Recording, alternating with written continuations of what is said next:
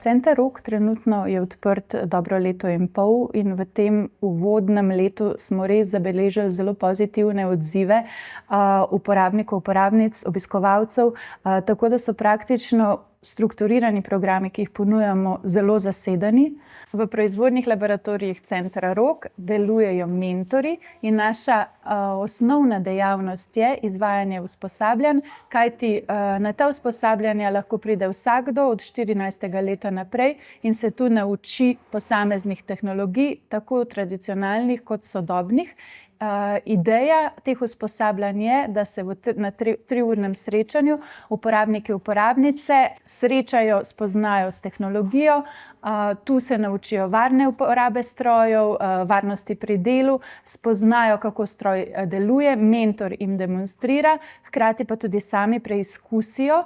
to tehnologijo. Po opravljenem usposabljanju uporabniki, uporabnice lahko pridejo v naše laboratorije na samostojno delo. Seveda nisi čisto suveren, ko prvič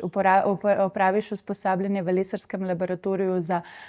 krožno žago, recimo, ampak zato so tukaj mentorji, da ti pri delu, pri tvojem projektu pomagajo, oni so tehnična podpora.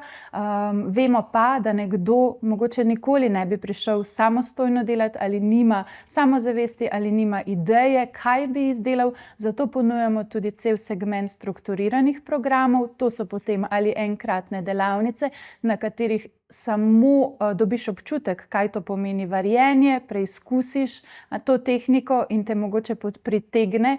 da bi nadaljeval, jo bolj spoznaval, ali pa čisto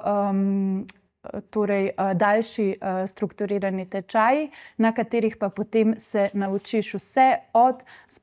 tega, da spoznaš orodja v mizarski delavnici, do tega, da v 10 srečanjih izdelaš stol. Ja, zagotovo se soočamo s številnimi izzivi. Eden takšnih je, da obiskovalci prihajajo z različnim predznanjem, tudi različnimi pričakovanji, tako da marsikdo recimo se čuti suverenega in se čuti, da ne bi šel na usposabljanje, ampak usposabljanja so res zastavljena tako, da se ti, tudi če imaš poznavanje tehnologije, to znanje obnoviš, preizkusiš. Medgeneracijsko sodelovanje se mi zdi, da najlepše prikažejo krožki,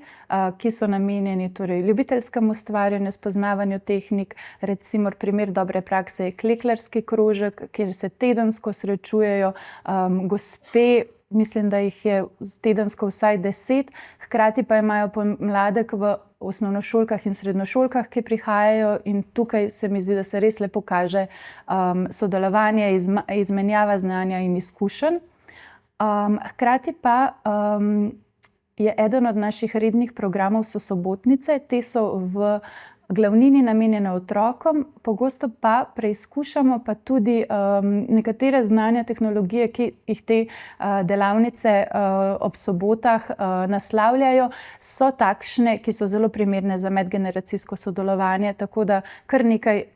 sobotnih ustvarjalnic je medgeneracijskih, pa še to, kar se mi zdi zelo pomembno. Vsak laboratorij ima vodjo laboratorija in pa 4 do 5 mentorjev in tu so res profesionalci z različnimi znanjami, izkušnjami, tudi starostno zelo mešani, in to se mi zdi zelo pomemben segment, kajti mentor je tisti,